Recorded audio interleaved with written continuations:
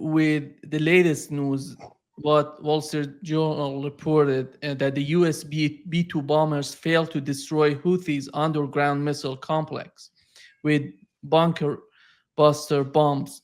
And here is, let me show the article in Associated Press and Wall Street Journal. And Associated Press is related to this article is from 2024 and October 2024. The same sort of experience by the previous administration. Right now, the Trump administration is trying to do the same. What's your take, Larry, Colonel Larry Wilkerson? Well, the first thing I'd say is the Wall Street Journal needs to check ranges and capabilities. The B-2 can strike from Whiteman Air Force Base in Missouri. It can strike from anywhere on the planet. It struck from there when it hit Saddam Hussein, 19-hour flight to Baghdad on the opening of the Second Gulf War, dropping 2,000-pound satellite-guided bombs on Dora Farms in expectation of assassinating Saddam Hussein. Instead, killed about 33 civilians who happened to be at Dora Farms. A really lousy operation. But the B-2 doesn't need to go to Diego Garcia. It's a shorter route, of course. But that just shows you how little these people know when they're talking about things like this. I think we've moved a lot of equipment around, and I think it is part of Trump's threat. He's threatening Tehran. This is typical Trump, in my view. I don't think he wants a war with Iran. I think he wants to put maximum pressure on them, and then he wants a deal. And he wants to hold that deal up as better than the Obama deal. No 25-year moratorium. Maybe they'll even be able to discuss ballistic missiles and other things that Iran would not permit in the first round with the JCPOA. But I think Trump wants a deal. I don't think he wants a war. I think all of this is putting pressure, or he thinks it's putting pressure on Tehran. That's a bad reading of Tehran, too, but that's another matter.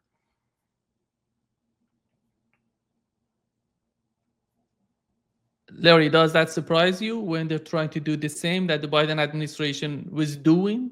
Yeah, well, many months. Yeah, they didn't pay attention. How the U.S. Navy has changed over the last 40 years. We went from an era in which ship tenders would come along behind, like a carrier strike group, and could reload, refuel, resupply, to the current situation where the two destroyers and the cruiser that are accompanying the Harry S. Truman carry 96. Each of those vessels carry 96 missile tubes over the vertical launch system on board. And once they fire it, they can't. It's not like you got a shotgun and you can put a new shotgun shell in. No, they have to actually break contact and sail off to a new port to get reloaded. So even the ability of these ships to sustain combat operations is limited. And we knew that from the Biden administration, and yet here, the Trump crew just refused to learn any lessons from that. So I do agree with Colonel Wilkerson that Trump is trying to negotiate a deal, but we did get news yesterday. The Iranians finally responded to the Trump letter. And basically, let's say I can summarize it in a pithy conclusion. No and hell no. They completely rejected it.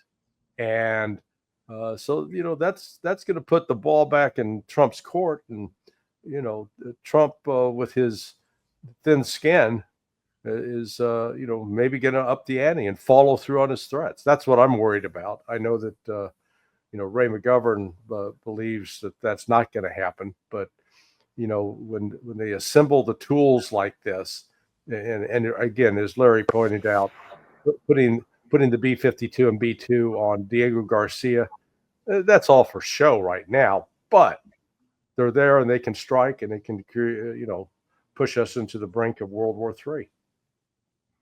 And I would just add to that, Nima, that I think Netanyahu is bringing maximum pressure for us taking on Iran. Yeah.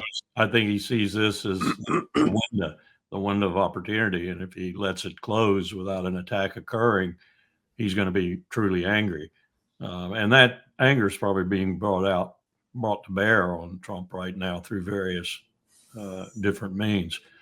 But I would say the most meaningful talk with the Iranians is going on through the good offices in Oman and elsewhere. And that talk, as I understand it, is being handled more or less by the Vice President, Javad Zarif, who knows this situation really well. I don't know if that's true, but if it is, I tend to agree with Ray that we are looking at both sides wanting a deal more than they want war on either spectrum. And as to Larry's point about when we did the Red Sea tabletop exercise, for example, at the USIP that Trump has shut down, with AFRICOM and CENTCOM being the principal sponsors, along with state and lots of others, we looked at these ships that Larry's talking about, and we looked at Djibouti as a possible. In most cases, as Larry has intimated, you got to have cranes. You got to have shore facilities to lift these missiles up and put them in their little compartments on the ships. In some cases, you can manhandle them, but not many. It's an extremely difficult logistical exercise, and we have not thought about that hard with regard to all these expensive $2, $3, $4, $5 million missiles going after Houthi missiles or drones or whatever that cost about 1/10 of that. Yeah. It's an absolutely ridiculous exchange of armaments. Well, and don't forget that even the supply of those missiles, the Aegis system, is limited. I think that what it's called, the SM-3, I may have the name wrong, but as of 2018, they only had 660 of them. So, it's not like we got bulging warehouses stacked to the ceiling with all these missiles. Man, we got to use them. We're going to run out. And Nima, the other aspect of that Wall Street Journal article, coming back to that, it doesn't surprise me that these bunker buster bombs didn't get Houthi stock. If they are receiving any counsel whatsoever from Iran, that probably was some of it. And we found out working the AQ-Con network during the George W. Bush administration that there was a lot of liaison going on between the North Koreans and the Iranians. And what the North Koreans were teaching the Iranians, which they could have subsequently taught the Houthis, is how to go underground. And not only go underground deep enough to be undetected, but go underground deep enough to be unaffected by anything the empire had to throw at it. And they did a very good job of that. And Iran, as you know, has some terrain that is susceptible to that kind of impregnability. North Korea is probably the best in the world at that, because we didn't even know they had tested a nuclear weapon of a small yield because of the formation of the rocks and such around the test point. The seismic center in Switzerland, I think it is, wherever it is, reported to us and gave us news that we could send sniffers up and smell the air, so to speak, and try to pick it up. But it was the second test they ran before we could confirm that they'd actually done a test, because it was so well disguised underground. Larry, you mentioned that Iran has responded. We know that one of the main issues between the United States and Iran is the case of Houthis, Yemenis. And it seems that the United States, in its letter, asked Iran to cooperate for the case of Yemen, not to bomb Israel. But do they really believe, the Trump administration, do they really believe in equal footing? And somehow, if you want something, you have to give something. If you have to find somehow compromise and cooperation if you want to make a deal. But do you see that coming from the Trump administration? Do you see the Trump administration, as we saw it on January 20th, before coming to power, they forced Netanyahu to go after ceasefire, and right now they're just destroying everything? Well, yeah, it's all a question of assumption and leverage. So one of the troubling assumptions the Trump administration is making. We've heard it from Steve Witkoff. We've heard it from Michael Waltz, the national security advisor. Trump has even intimated it, and it is that Iran's air defense system was eviscerated by the Israelis on October 27th, and therefore it's naked. We've heard General Jack Keane, the crazy Jack. He's been insisting on Fox News, saying, "Oh, it's just naked. It's wide open. We need to go in there." The fact that that's the assumption the Trump administration is holding, then those kinds of assumptions guide your actions. If I tell you that, oh yeah, you can jump off the roof, it's only a 3-foot fall, and you assume that I'm telling you the truth, and then you find out, well, actually, I had trouble with distance. It turned out it was 50 feet, not 3 feet. You act on my assumption, it's going to be bad for you. And I think that the Trump administration may be tempted to act on that assumption that they could just roll in there, bomb whatever they want, and get out. And as we've seen, not just during the military operation 2003 in Iraq, throughout the history of the U.S. Air Force, going back to the Army Air Corps, the generals running that have always made grand predictions about how much air power could accomplish on the ground. And yet we've seen, whether it was in Vietnam, whether it was in Iraq, whether it's in Afghanistan, that over and over and over, the plans that we're going to roll in aircraft that just decimate, and the people on the ground are going to, oh my God, we give up, stop. Doesn't happen. What troubles me is with those assumptions, because what came out in the Al Mayadeen just yesterday, it says, number one, Iran has affirmed it's not going to negotiate directly with the United States, especially under a threat from the United States. It says it does not negotiate on behalf of any regional power. So it's not going to make any deals with respect to stopping the Houthis or the Hezbollah or Hamas. And it says, they said, we don't accept Trump's unrealistic conditions, and that the U.S. demands are so excessive that they cannot be entertained even hypothetically. So, that's a pretty definitive statement from the Iranian side. And they backed it up by saying, look, you attack us, then we're going to come back and we're going to attack your bases and Israel. So, we would call that part of a negotiation process, but they're laying it out there. They're not playing around this time. Larry, your take on that? Well, I agree with Larry there. I think if we do call their bluff, as it were, we'll be very sorry we did. And I think there are a lot of players here that Larry's enumerated, some of them that were the journalists, for example, the mainstream media like the Wall Street Journal there, are not taking it into account. There's so much else going on here than just a U.S. attack on Iran, or Iran working a deal out with the U.S. or whatever. It still doesn't solve the principal problem in the Levant. The principal problem is a genocidal maniac by the name of Benjamin Netanyahu, who is destroying Israeli democracy, as Haaretz pointed out vividly the other day in an op-ed by its chief editor of the English version. And it points out every day, this morning it's pointing out again, destroying its democracy, destroying its Jewish makeup.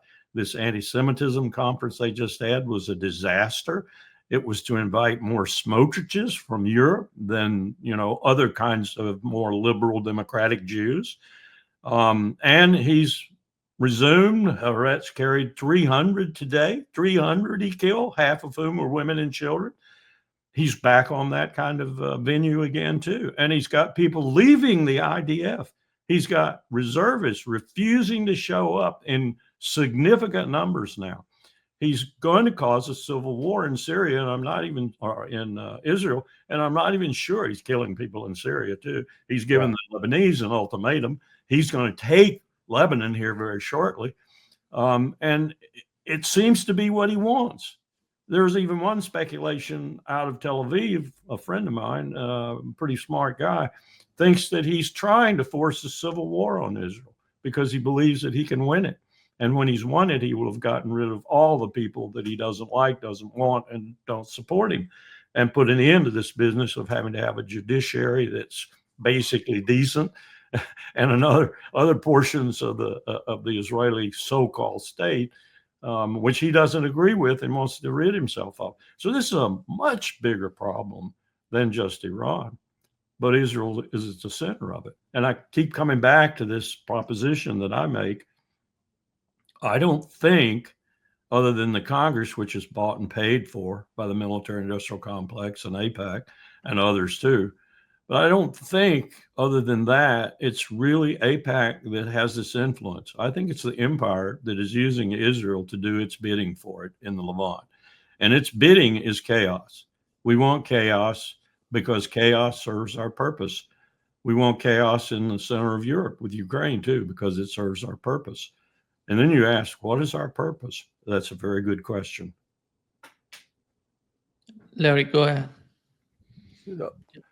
Well, I was just going to say the other dynamic to throw in this is the comprehensive security agreement signed between Tehran and Moscow on January 17th.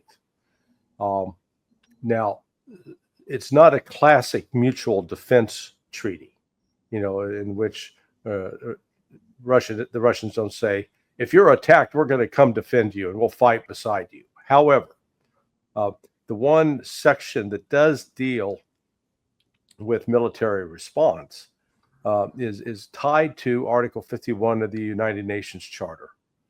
And the Russians basically said, they were saying, look, if you go out and start trouble and get into a war, we're not necessarily going to come fight on your behalf. We're not going to help you. However, if you're attacked and in violation of Article 51, we will. So there's that hanging over this as well. And not just with the Russians.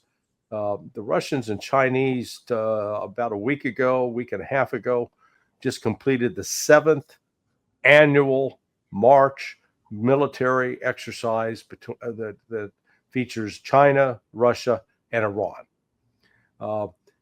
That kind of exercise we shouldn't dismiss as being, meaningless, because at a minimum, what it shows is there's a level of planning and cooperation taking place between Russia, China, or among Russia, China, and Iran. That friendships are developed among the different officers. They learn about each other's military capabilities, and I don't believe Russia and China are doing that just because they're bored and they have nothing better to do. And there's always, at least a 12 to 18 month window of planning that goes into putting these kinds of exercises together. So I think the other thing that I don't think the Trump administration really comprehends is that this new relationship between Russia and Iran is predicated upon creating this economic corridor that runs from southern Iran up through Azerbaijan into Moscow, where Russia is no longer dependent upon the Red Sea or the Bosphorus Straits, getting into the Black Sea, that they have another route, an alternative to the oceans. And again, I don't think the Trump folks are taking this into account. They are doing a silo approach.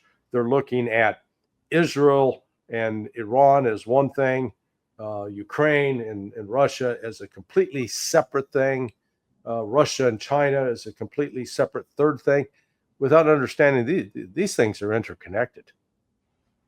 They're so interconnected, Nima, that I think Larry's on to what I'm trying to draw out of other people as to what the real strategy of the group that wants to do this. Some are in the Pentagon, some are in the National Security Council, some are at state, is. And it is to do just what Larry just described. It's to bring Russia and China out in the open, allied with Iran or whatever, to where we can strike her before she grows any stronger, and we find it difficult to do so, if not impossible. And this is a crazy strategy, but I know people who believe this is going to work. And they have been fomenting the Ukraine conflict and pushing what's happening in the Levant, to include allowing Israel to really go into Syria significantly now, to begin to kill people, drop bombs on Damascus and other things like that, in order to keep this going and to draw these powers in and out, if you will, and attack them. And that's what worries me, because we will get into that conventional fracas. We will start to lose badly, and then we'll have to turn to nuclear weapons. And the idea that we won't turn to nuclear weapons when we're losing badly conventionally is poppycock. We will. Yeah. Larry, you've mentioned the case of Iran together with China and Russia. Do you think that's missing in the reports coming from the intelligence in the United States? Missing, man. It's they put the picture of Putin and Xi on the side of a milk carton. Okay, it's that kind of missing. If you've taken time to read the latest threat assessment, the global threat assessment from the intelligence community, it is an appalling, embarrassing piece of work. It's banal, it's sophomoric, and it is so. There's no strategic assessment at all in it. It's just, I think they just looked at last year's version and said, "Oh, let's just change a few words and update it here and there." They have BRICS. BRICS receives 2 mentions in the entire report, and those 2 are in the section dealing with Russia. And in one paragraph, they said, well, Russia can work with China and with the BRICS countries. And it's like, you guys not even understand that China is part of BRICS? You know, if you're going to say BRICS, I understand that you're talking about China. So it is no consideration at all to what has taken place. Now, I asked Sergei Lavrov that very question about how the United States views its use of Russia as a tool of leverage to split Russia from China, and to then use Russia as a springboard to help attack China. And I, basically wanted to verify that he understood that that's what they're doing, and what did he think about it? And, he acknowledged that, he laughed, in fact, about it, but dismissed it as foolishness on the part of the Trump administration and the pundits in Washington, D.C., that they can somehow stage manage Russia into becoming a tool of the United States plan to deal with China. And, so the Russians are aware. I think the Chinese are aware, and they recognize that the United States is a toxic mess, and they're going to try to avoid us as much as possible. Larry, Colonel, do you feel that Putin right now is he knows that Donald Trump would be a better option to negotiate with, and he knows the importance of this new attitude on the part of the United States.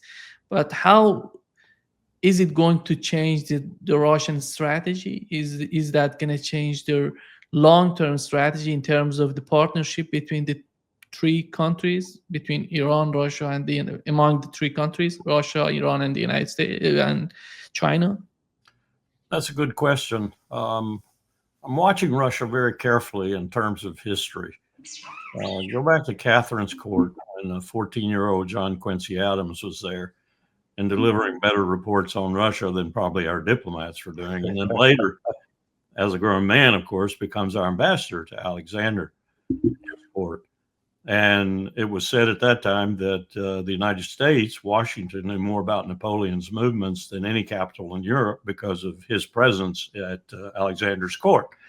You might recall that Alexander was an ally of Napoleon, then he was an enemy, then he was an ally, and so forth. And Russia has this decision to make. At least since Catherine's time, they've tried to make it positively toward Europe. Which way do we go? Do we go neutral and not worry about anything?